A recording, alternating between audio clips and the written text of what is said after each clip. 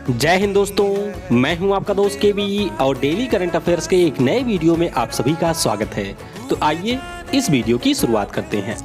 पहला प्रश्न है, दिसंबर 2020 में इनमें से किस शहर में 77वां विकास शिखर सम्मेलन के 9वें संस्करण का आयोजन हुआ है? तो यहाँ पर हम बात कर रहे हैं सस्टेनेबल माउंटेन डेवलपमेंट समिट की। तो ध्यान रखिएगा, इसका जो 9th एडिशन है, इसका आयोजन अभी किया गया है उत्तराखंड की राजधानी देहरादून में। तो इस प्रश्न का ऑप्शन बी करेक्ट होगा। अब थोड़ा सा आप ये ध्यान रखेंगे कि ये जो आयोजन है उसको किया गया इंडियन माउंटेन इनिशिएटिव के द्वारा। किसके द्वारा आयोजन किया गया? इंडियन माउंटेन इनिशिएटिव के द्वारा। और इसकी जो मेजबानी है वह किया गया है सस्टेनेबल डेवलपमेंट फोरम उत्तरांचल के द्वारा। तो दोनों के बारे में यहाँ पर आप लोग ध्यान रखेंगे। और अगर हम लोग बात करते हैं तो इस शिखर सम्मेलन के दौरान उत्तराखंड के जो सीएम है त्रिवेंद्र सिंह रावत वह मुख्य अतिथि रहे और सीएम जो है मेघालय के कोनराड संगमा वह भी यहाँ पर शामिल हुए थे। थीम की अगर हम लोग बात करते हैं तो थीम से ही आप समझ सकते हैं कि इसका आयोजन क्यों किया गया था। तो थीम इसकी रही emerging pathways for building A resilient post covid mountain economy adaptation innovation and acceleration. यानी कि किस प्रकार से कोविड-19 के बाद जो हमारे पर्वतों पर आधारित अर्थव्यवस्था है या फिर इनोवेशन है उसको किस प्रकार से बेहतर बनाना है या फिर उसको और आगे ले जाना है। तो आपको ध्यान रखना है कि इसका जो 9th एडिशन है उसका आयोजन अभी देहरादून में किया गया है। 10th एडिशन के बारे में भी आप ध्यान रखेंगे कि इसका जो 10वां संस्करण है वह आपके पश्चिम बंगाल के दार्जिलिंग में आयोजित किया जाएगा। और इस वीडियो की जो पीडीएफ है वह आपको मिलेगी टेलीग्राम पर। तो टेलीग्राम से आप इस वीडियो की पीडीएफ को डाउनलोड कर सकते हैं। और वीडियो अगर आपको पसंद आता है तो वीडियो को लाइक करने के साथ अपने सभी दोस्तों के साथ में शेयर करना बिल्कुल भी मत भूलिएगा।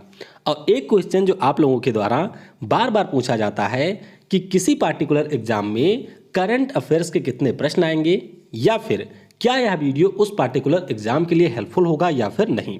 तो इसका उत्तर मैं आपको नहीं दे सकता हूं। मैंने आपको पहले भी बता रखा है कि अगर आप किसी भी एग्जाम की तैयारी कर रहे हैं तो आपको उसके प्रश्न पत्रों को जरूर देख लेना है। यानी कि किस प्रकार के प्रश्न उस एग्जाम में पूछे जाते हैं इसके बारे में आपको आइडिया होना चाहिए। खास तौर पर करंट अफेयर्स के प्रश्न किस प्रकार के होते हैं इनके बारे में आपको जरूर पता होना चाहिए, जिससे आप किसी भी करंट अफेयर की क्लास से ये समझ सकें कि उनमें से कौन सा कंटेंट आपके लिए है या फिर उसमें से कितनी चीज़ों के ऊपर आपको विशेष तौर पर फोकस करना है। तो ये काम आपका है। अगर आप सिलेक्शन चाहते हैं तो इसे आपको ही करना होगा। अगला प्रश्न ये भी काफ़ी ज़्यादा महत्वपूर्ण है कि संयुक्त राष्ट्र पर्यावरण कार्यक्रम के द्वारा पॉलिसी लीडरशिप श्रेणी में किसे champions of the earth award से सम्मानित किया गया। तो ये अवार्ड मिला है फिजी के जो प्रधानमंत्री हैं, इनका नाम है फ्रैंक बैनिमरामा। क्या नाम है? फ्रैंक बैनिमरामा। तो इस प्रश्न का ऑप्शन ए करेक्ट होगा। अब थोड़ा सा आइए इस पुरस्कार के बारे में जानते हैं। अगर हम लोग बात करते हैं तो संयुक्त राष्ट्र पर्यावरण कार्यक्रम के द्वारा कुल मिलाकर के 5 श्रेणियों में ये पुरस्कार दिया जाता है और संयुक्त राष्ट्र के द्वारा पर्यावरण के क्षेत्र में दिया जाने वाला यह सर्वोच्च सम्मान है। तो आपको ध्यान रखना है कि फिजी के जो राष्ट्रपति हैं जिनका नाम है फ्रैंक बैनिमरामा, इनको पॉलिसी लीडरशिप की श्रेणी में ये अवार्ड मिला है। तो ये आप देख सकते हैं कुल मिलाकर के यहाँ पर 6 लोगों को ये पुरस्कार मिला है। 5 कैटेगरी में 6 लोगों को ये पुरस्कार मिला है। और हाँ, फ्रैंक बैनिमरामा के बारे में ध्यान रखिएगा कि ये पीएम है फिजी के। मैंने आपको शुरुआत में पीएम बताया था, यहाँ पर प्रिंटिंग में राष्ट्रपति हैं। तो ध्यान रखिएगा ये हैं फिजी के पीएम। यूनेप की पहले बात कर लेते हैं जिसके द्वारा इस पुरस्कार की शुरुआत की गई थी। तो 2005 में यूनेप ने इस पुरस्कार की शुरुआत की थी। यूनेप का मुख्यालय आपको केन्या के नैरोबी में मिलेगा और इसकी कार्यकारी निदेशक है इंगर एंडरसन। अब आइए देखते हैं कि कितने लोगों को यह पुरस्कार मिला है। तो आप यहाँ देख सकते हैं 5 इसकी जो कैटेगरी हैं। पहली कैटेगरी है पॉलिसी लीडरशिप, दूसरी कैटेगरी है साइंस एंड इनोवेशन, तीसरी कैटेगरी है एंटरप्रेन्योरल विजन, चौथी कैटेगरी है इंस्पायरेशन एक्शन, इसमें 2 लोगों को मिला है। और इसकी 5वीं कैटेगरी है अर्थ लाइफ टाइम अचीवमेंट अवार्ड। तो 5 कैटेगरी में यहाँ पर इन 6 लोगों को ये पुरस्कार मिला है। तो आपको मुख्य रूप से पॉलिसी लीडरशिप कैटेगरी वाला याद रखना है। अगला प्रश्न है दिसंबर 2020 में किस संस्थान के द्वारा विजन 2035 भारत में जन स्वास्थ्य निगरानी शीर्षक के साथ एक श्वेत पत्र जारी किया गया? तो ये जारी किया है नीति आयोग ने और नाम इसका है vision 2035 public health surveillance in India. तो यहाँ पर आपने एक टर्म देखा होगा जिसका नाम है व्हाइट पेपर। क्या नाम है? White paper. तो व्हाइट पेपर क्या होता है? तो यहाँ पर आप देख सकते हैं it is an in depth report or guide about a specific topic and the problem that surround it. यानी कि जो हमारा श्वेत पत्र होता है या किसी भी विशेष प्रकार के टॉपिक के ऊपर एक डेप्थ रिपोर्ट होती है, यानी कि बहुत ही डीप में इसके बारे में बताया होता है। साथ ही साथ यहाँ पर यह भी बताया गया होता है कि किस प्रकार की इसमें समस्याएं हैं।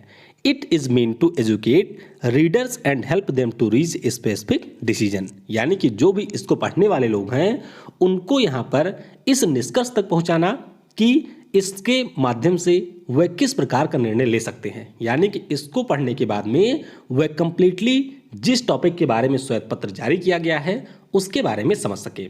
तो जैसा कि मैंने आपको बताया, इसे जारी किया है नीति आयोग ने और इस श्वेत पत्र में यह बताया गया है कि 2035 तक हमारे स्वास्थ्य क्षेत्र को किस प्रकार से बेहतर करना है या क्या क्या काम यहाँ पर किए जाने हैं और जो हमारे यहाँ पर आयुष्मान भारत स्कीम है उसके माध्यम से कैसे ज़्यादा लोगों को लाभान्वित किया जाना है। तो आप कह सकते हैं कि स्वास्थ्य क्षेत्र का एक रोड मैप यहाँ पर प्रस्तुत किया गया है नीति आयोग के द्वारा।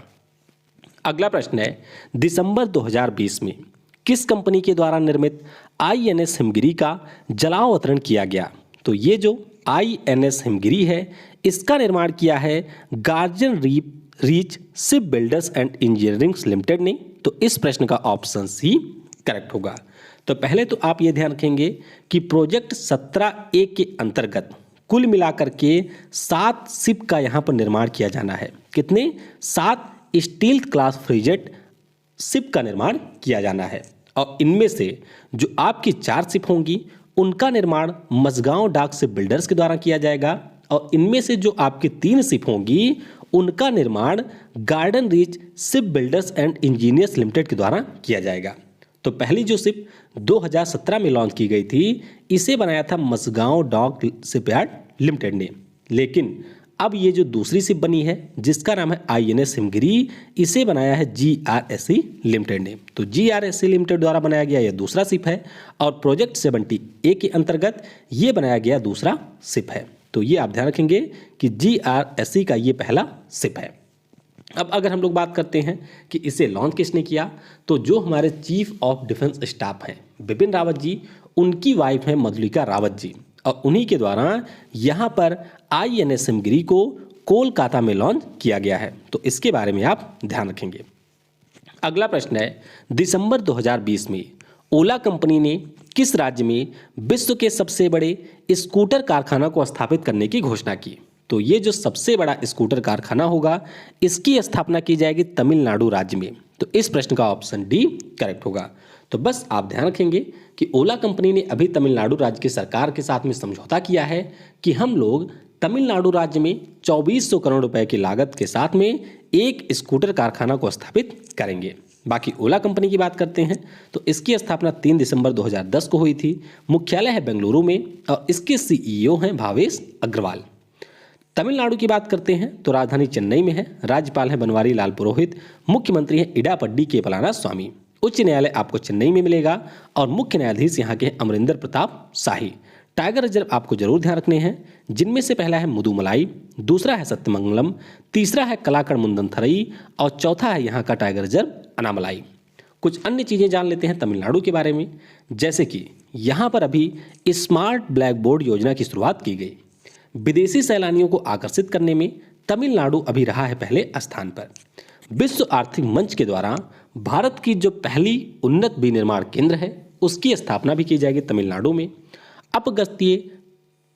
अपतटीय गस्ती पौध विग्रह का यहाँ पर जलावतरण किया गया है। भारतीय बौद्धिक संपदा जो रिपोर्ट आई थी उसमें ये रहा था दूसरे स्थान पे महाराष्ट्र के बाद में। यम वीर लक्ष्मी देश की पहली महिला एम्बुलेंस ड्राइवर बनी है। और आप ध्यान रखेंगे कि नैतिक कृत्रिम बुद्धिमत्ता, ब्लॉकचेन, साइबर सुरक्षा पर एक पॉलिसी लाने वाला तमिलनाडु हमारे देश का पहला राज्य बना है। अगला प्रश्न है, दिसंबर 2020 में इंडियन कोस्ट गार्ड के ऑफशोर पेट्रोल वेसल सुजीत को किस राज्य में कमीशन किया गया? तो ये जो सुजीत नाम का हमारा OPV है, इसे कमीशन किया गया है गोवा में, यानी कि इस प्रश्न का ऑप्शन ए करेक्ट होगा। तो गोवा शिपयार्ड लिमिटेड्स के द्वारा कुल मिलाकर के 5 ऑफशोर पेट्रोल वेसल का निर्माण किया जाना है। ऑफशोर पेट्रोल वेसल का मतलब होता है अपतटीय निगरानी शिप, यानी कि इसका मुख्य रूप से काम होगा कि जो हमारी तटरेखा है उसके पास में निगरानी करना। तो इससे पहले आपको याद हो, मई महीने में हम लोगों ने डिस्कस किया था कि जो हमारे रक्षा मंत्री हैं राजनाथ सिंह जी, उनके द्वारा पहली शिप को कमीशन किया गया था। तो पहली शिप का नाम था OPV सचेत। क्या नाम था? ICGS सचेत। और उसके बाद में अब यहाँ पर ICGS सुजीत को कमीशन किया गया है। तो बस आप ध्यान रखेंगे कि कमीशन किया गया है गोवा में, इसे डेवलप किया है गोवा शिपयार्ड लिमिटेड ने, और ये हमारे गोवा शिपयार्ड लिमिटेड के द्वारा निर्मित दूसरी ऑफशोर पेट्रोल वेसल है। बाकी ICG की बात करते हैं, यानी कि इंडियन कोस्ट गार्ड की, तो इसके महानिदेशक हैं के नटराजन जी। अगला प्रश्न है, दिसंबर 2020 में किस देश ने हैवी लिफ्ट स्पेस रॉकेट अंगारा A5 का सफलतापूर्वक परीक्षण किया है? तो ये जो अंगारा A5 नाम का रॉकेट है, इसका परीक्षण किया है रसिया ने। तो इस प्रश्न का ऑप्शन सी करेक्ट होगा। तो बस आप ध्यान रखेंगे कि अंगारा A5 नाम का जो रॉकेट है, इसे डेवलप किया है रसिया ने। रसिया की एक कंपनी है जिसका नाम है Khrunichev state research and production space centre. तो इसके द्वारा रसिया का ये जो अंगारा सीरीज के रॉकेट हैं, इनको डिजाइन और इन्हें डेवलप किया गया है। तो बस आप ध्यान रखेंगे कि 2014 में पहली बार रूस ने इसका परीक्षण किया था और अब 2020 में दूसरी बार इसका परीक्षण किया गया है।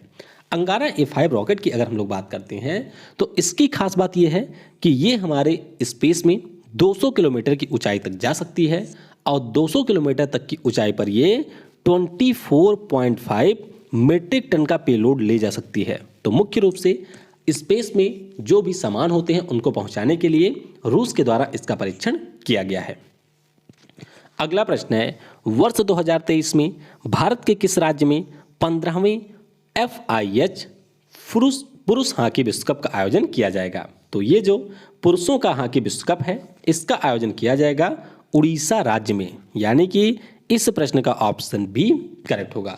तो हालांकि इसके बारे में काफ़ी समय पहले भी घोषणा की जा चुकी है और एक बार फिर से जो यहाँ पर इंटरनेशनल हॉकी फेडरेशन है, उनके द्वारा बताया गया कि 2023 में जो हॉकी का विश्व कप है, ये हमारे देश भारत में आयोजित किया जाएगा। तो आपको ध्यान रखना है कि उड़ीसा के 2 शहर हैं, एक तो है इसकी राजधानी भुवनेश्वर और दूसरा शहर यहाँ पर है राउरकेला। तो दोनों में यहाँ पर आयोजन किया जाएगा। भुवनेश्वर की बात करते हैं तो भुवनेश्वर में आपको एक बहुत ही प्रसिद्ध स्टेडियम मिलेगा जिसका नाम है कलिंगा स्टेडियम।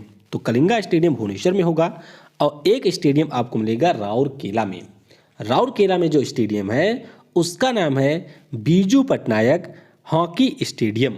बीजू पटनायक जो कि नवीन पटनायक जी के पिता थे, तो उन्हीं के नाम पर स्टेडियम है और इन्हीं दोनों में 2023 में पुरुषों के हॉकी विश्व कप का आयोजन किया जाना है। अगर हम लोग बात करते हैं हॉकी विश्व कप की, तो इससे पहले 2018 में हुआ था और 2018 वाला भी हमारे देश भारत में ही आयोजित हुआ था। तो नीचे कमेंट में आप बताइएगा कि 2018 वाला जो विश्व कप था वह किस देश ने जीता था। और अगर हम लोग बात करें तो ध्यान रखिएगा, सबसे ज़्यादा पाकिस्तान इस विश्व कप को 4 बार जीता है। तो पाकिस्तान के पास दुनिया में जो एकमात्र अचीवमेंट है वह यही है कि इसने सबसे ज़्यादा बार हॉकी का विश्व कप जीता हुआ है। और ऐसे अपने देश भारत की बात करते हैं तो हमने भी एक बार जीता है, कब? 1975 में। अगला प्रश्न है, दिसंबर 2020 में किस देश के पाल सीन टॉ को गोल्डमैन पर्यावरणीय पुरस्कार 2020 से सम्मानित किया गया? तो ये जो पुरस्कार है ये मिला है कुल मिलाकर के 5 या 6 लोगों को और इनमें से एक हैं पाल सीन टॉ। तो ध्यान रखिएगा, म्यांमार के हैं पाल सीन टॉ जिनको ये पुरस्कार मिला है। अब बात करते हैं गोल्डमैन पर्यावरणीय पुरस्कार की। तो आपको ध्यान रखना है कि international union for conservation of nature के द्वारा ये पुरस्कार दिया जाता है प्रत्येक वर्ष। यानी कि जिन लोगों के द्वारा पर्यावरण के संरक्षण के क्षेत्र में कार्य किया जाता है उन व्यक्तियों को यहाँ पर यह पुरस्कार मिलता है। तो कुल मिलाकर के ये आप देख सकते हैं 6 व्यक्तियों को ये पुरस्कार मिला है। तो एक हैं चिबेजी इजिकेयल, ये हैं घाना की, क्रिस्टल एम्ब्रोस ये बहामास के हैं, लेडी पेज ये मैक्सिको के हैं, लूसी पिंसन फ्रांस के हैं, नेमोन्टे नेनक्यूमो इक्वाडोर के हैं और पॉन सिल्टोआ ये हैं म्यांमार के। तो म्यांमार वाले का नाम आपको ध्यान रखना है। बाकी IUCN की बात करते हैं जिसने ये पुरस्कार दिया है, तो इसकी स्थापना 5 अक्टूबर 1948 को हुई थी। मुख्यालय आपको स्विट्जरलैंड के ग्लैंड में मिलेगा और इसके महानिदेशक हैं डॉक्टर ब्रूनो ओम्बरले। अगला प्रश्न है, भारत और किस देश के बीच स्वाधीनता सड़क का निर्माण किया जाएगा? तो ये बनेगा भारत और बांग्लादेश के बीच में, यानी कि इस प्रश्न का ऑप्शन डी करेक्ट होगा। तो अभी जो हमारे बांग्लादेश के विदेश मंत्री हैं जिनका नाम है अब्दुल मोमेन, इनके द्वारा ये घोषणा की गई कि मार्च 2021 से दोनों देशों के बीच में इस सड़क का संचालन शुरू हो जाएगा, यानी कि यह सड़क दोनों देशों के बीच में आवागमन के लिए खोल दी जाएगी। अब जैसे अगर हम लोग बात करते हैं, ये बांग्लादेश है, यहाँ पर है पश्चिम बंगाल, तो पश्चिम बंगाल में ये सड़क ऑलरेडी चल रही है। अब जब ये बांग्लादेश के मेहरपुर जिले से जुड़ जाएगी तो फिर मेहरपुर जिले से आप आराम से पश्चिम बंगाल में आ सकते हैं या फिर पश्चिम बंगाल से आप बांग्लादेश में जा सकते हैं। तो ध्यान रखिएगा, स्वाधीनता सड़क ये बन रही है भारत और बांग्लादेश के बीच में। वैसे अगर हम लोग स्वाधीनता पुरस्कारों की बात करें तो इसके बारे में भी आपको ध्यान रखना है। हाल ही में बांग्लादेश की सरकार ने अभी ये पुरस्कार दिए हैं और ये बांग्लादेश के सरकार के द्वारा दिया जाने वाला सर्वोच्च नागरिक पुरस्कार है। और कल हम लोगों ने एक महत्वपूर्ण पॉइंट डिस्कस किया था बांग्लादेश से। वह क्या था कि अभी यूनेस्को के द्वारा ये घोषणा की गई है कि क्रिएटिव इकोनॉमी में उनके द्वारा बंगबंधु पुरस्कार दिया जाएगा नवंबर 2021 से। ये पुरस्कार 2 वर्षों में एक बार दिया जाएगा और विजेता को मिलेगा $50,000। तो ये प्रश्न भी काफ़ी ज़्यादा इंपॉर्टेंट है, ध्यान रखिएगा। ये पुरस्कार शुरू किया है यूनेस्को ने। अगला प्रश्न है, दिसंबर 2020 में अंतर्राष्ट्रीय मुक्केबाजी संघ का अध्यक्ष किसे चुना गया है? तो रूस के हैं उमर क्रेमलियोव। क्या नाम है? उमर क्रेमलियोव। और ये अंतर्राष्ट्रीय मुक्केबाजी संघ यानी कि इंटरनेशनल बॉक्सिंग एसोसिएशन के नए अध्यक्ष चुने गए हैं। तो इस प्रश्न का ऑप्शन ए करेक्ट होगा। तो बस आप ध्यान रखिएगा कि ये रसिया के हैं, गफूर रकीमोव का इन्होंने स्थान लिया है। और AIBA की बात करते हैं तो इसकी स्थापना 1946 में हुई थी। मुख्यालय आपको मिलेगा स्विट्जरलैंड के लोजेन में और नाम इसका है AIBA। अब आप सोच रहे होंगे कि इसको हम लोग पढ़ते हैं इंटरनेशनल बॉक्सिंग एसोसिएशन और नाम इसका है AIBA। तो AIBA इसका फ्रेंच नेम है। क्या है? यह इसका फ्रेंच नेम है। बाकी यहाँ पर आपको कुछ अन्य नाम भी दिख रहे होंगे, तो आइए इन नामों के बारे में भी थोड़ा सा जान लेते हैं। जेना वुल्ड्रिज की बात करें तो ये अभी अंतर्राष्ट्रीय स्क्वैश फेडरेशन की नई अध्यक्ष बनी है। इसके अलावा एनिका सोरेस्टैम की बात करते हैं तो इंटरनेशनल गोल्फ एसोसिएशन की नई प्रेसिडेंट बनी है एनिका सोरेस्टैम। और ग्रेग बार्कले की बात करें तो इंटरनेशनल क्रिकेट काउंसिल के नए प्रेसिडेंट बने हैं ग्रेग बार्कले। तो ये सारी अभी नई नियुक्तियां हैं, तो इनके बारे में आप जरूर याद रखेंगे। अगला प्रश्न है एम्ब्रोस डेलामनी। क्या नाम है?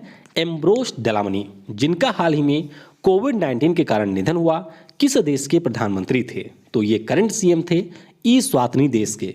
तो इस्वातिनी देश के 10वें प्रधानमंत्री बने थे 2018 में और अभी कोविड-19 के कारण इनका निधन हो गया है, यानी कि इस प्रश्न का ऑप्शन ए करेक्ट होगा। तो इनके निधन के बाद में थेम्बा एनमसूकू कार्यवाहक प्रधानमंत्री के रूप में नियुक्त किए गए। इस्वातिनी की अगर हम लोग बात करते हैं तो अफ्रीका महाद्वीप का यह एक देश है और इसका जो हिस्सा है अधिकांश वह आपको दक्षिण अफ्रीका देश के भीतर मिलेगा। राजधानी की बात करते हैं तो बेबेन यहाँ की एग्जीक्यूटिव कैपिटल है और लोबाम्बा इसकी लेजिस्लेटिव कैपिटल है। मुद्रा की बात करते हैं तो स्वाजी ली लैंगनी यहाँ की मुद्रा है। लोकेशन आप देख सकते हैं, ये पूरा है, यहाँ पर आप देखेंगे ये पूरा है दक्षिण अफ्रीका। दक्षिण अफ्रीका में आपको 2 देश मिलेंगे, एक तो है लेसोथो जो कि पूरी तरीके से दक्षिण अफ्रीका में है और इस्वातिनी की बात करते हैं तो ये लगभग 3 तरफ से घिरा हुआ दक्षिण अफ्रीका से और छोटी सी बाउंड्री ये बनाता है मोजाम्बिक के साथ में। तो इस्वातिनी जिसका पहले नाम था स्वाजीलैंड, यहीं के PM थे जिनका अभी निधन हो गया है।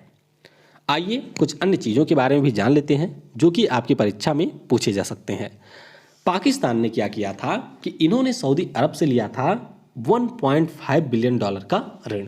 तो सऊदी अरब ने इनसे कहा कि आप मेरा पैसा वापस करिए। तो पाकिस्तान के पास में पैसे थे नहीं, तो इन्होंने क्या किया, इन्होंने चीन से पैसे मांगे और चीन से पैसे लेकर के इन्होंने सऊदी अरब का कर्जा चुका दिया है। तो ध्यान रखिएगा कि चीन का जो डेब्ट ट्रैप है उसकी तरफ यहाँ पर पाकिस्तान धीरे धीरे करके अग्रसर हो रहा है। तो बस आप ध्यान रखेंगे कि सऊदी अरब का कर्जा चुकाने के लिए पाकिस्तान ने यहाँ पर चीन से कर्जा ले लिया है, यानी कि ऋण लिया है।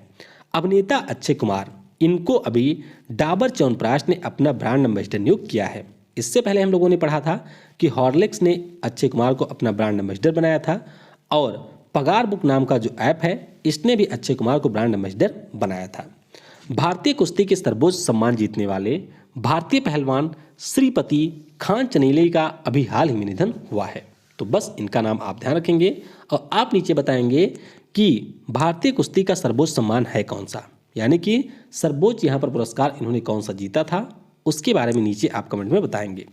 और उत्तर प्रदेश की सरकार ने अभी ये घोषणा की है कि उनके द्वारा उत्तर प्रदेश के सभी 75 जिलों में मेडिकल कॉलेज की स्थापना की जाएगी। तो ये भी आपके लिए इंपॉर्टेंट प्रश्न रहेगा।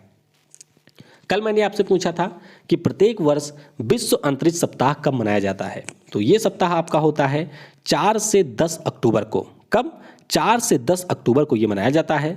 और थीम इसकी आप ध्यान रखेंगे तो इसकी थीम थी सैटेलाइट इंप्रूव लाइफ। क्या थी? सैटेलाइट्स इंप्रूव लाइफ, ये इसकी थीम थी। तो दोनों के बारे में आपको याद रखना है।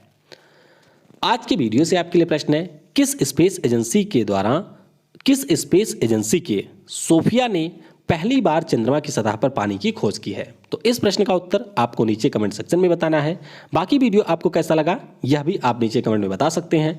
Thanks for watching. जय हिंद, जय भारत और सबसे जरूरी, पढ़ेगा भारत तो बढ़ेगा भारत।